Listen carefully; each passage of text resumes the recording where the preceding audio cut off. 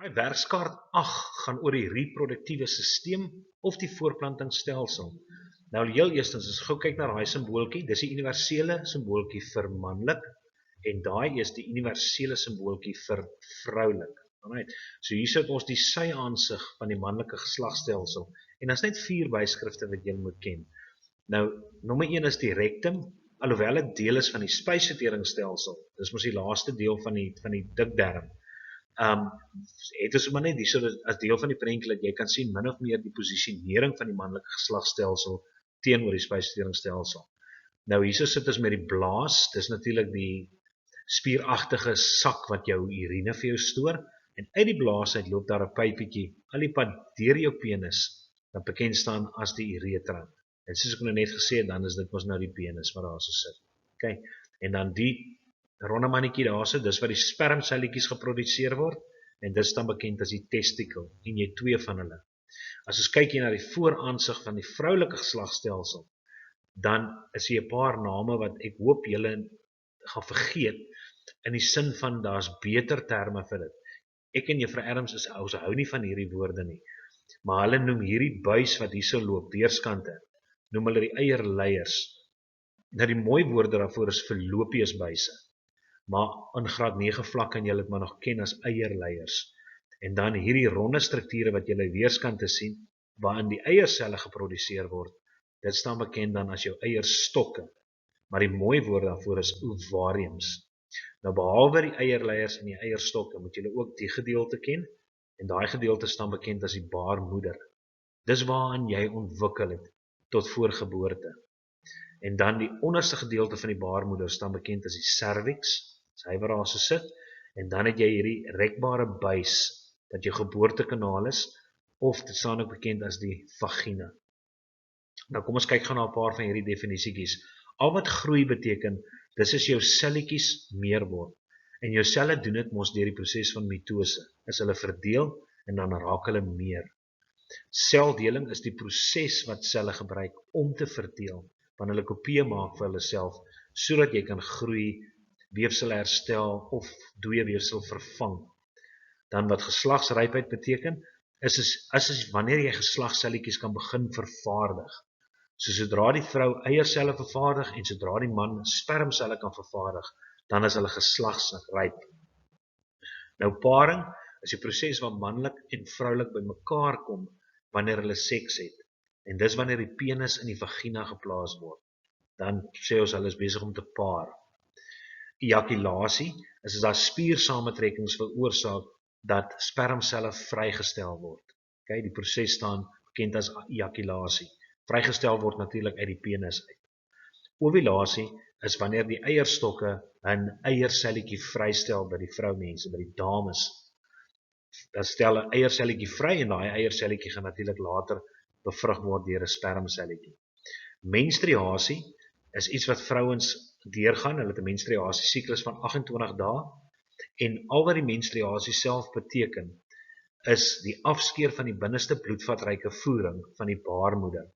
Nou, wanneer bevrugting of wanneer 'n eierselletjie vrygestel word uit hierdie ovarium uit wat julle daar so sien, dan gaan daai eierselletjie loop lê in jou eierleier.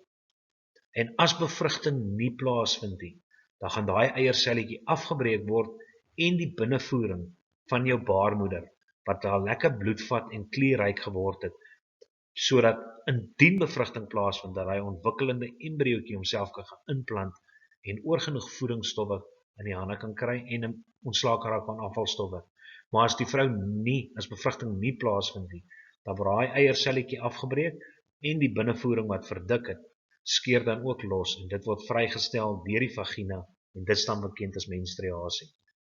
Dan as kyk na bevrugting, nou jou spermselletjie, wat van die man af natuurlik kom, as ons teken 'n spermselletjie daarso, binne in die kop van die spermselletjie is daar natuurlik 'n selkern.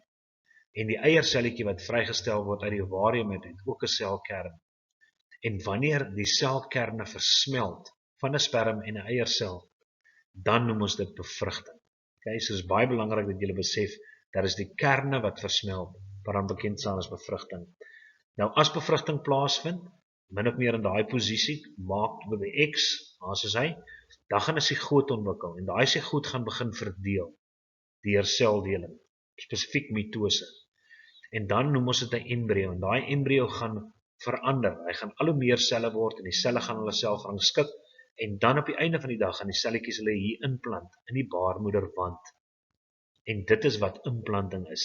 Dis is 'n bevrugte eiersel, naamlik 'n sigoot, wat nou ontwikkel deur mitose in 'n embrio in, gaan vasheg in die binnewand van die baarmoeder. Dis implanting. Nou kom ons kyk gou hierso, memoriseer die dele van die manlike geslagstelsel. Nommer 1 het ons gesê is die blaas. Daar's hy. Nommer 2 is die penis. Nommer 3 is hierdie buisie wat hier in die middel loop, wat aansluit by jou blaas. Ons het gesê dis die uretra. Daar's hy. En dan nommer 4, dit is ons testikel. Absoluut. Nou vra hulle hierso, wat is die funksie van die testikels? Die funksie is om spermselle te produseer. Memoriseer die dele van die vroulike geslagstelsel. Nou kom ons begin sommer hierso by nommer 1. Nou nommer 1 is die eierleier of die fallopiusbuis. Nommer 2 is die eierstok of die ovarium. Nommer 3 is jou baarmoeder, en 'n mooi naam voor is die uterus. Nommer 4 is die onderste gedeelte van jou baarmoeder, wat bekend staan as die cervix. En nommer 5 is daai rekbare buis, wat bekend staan as die vagina. Nou vra hulle, wat is die funksie van die eierstokke, naamlik jou ovariums of jou ovaria, meervoud, dis om eierselle te produseer. Wat verstaan jy onder die volgende prosesse van voorplanting, naamlik groei? Dis as selletjies vermeerder in getalle, hulle raak meer, deur die proses van seldeling. So dis wanneer selletjies 'n kopie maak van hulle self, deur seldeling. Geslagsryp is wanneer die manlike en vroulike geslagte, wanneer jy kan geslagsselletjies produseer. Aan die ander woorde, wanneer man spermselle produseer, en wanneer dames eierselle produseer, dan is hulle geslagsryp.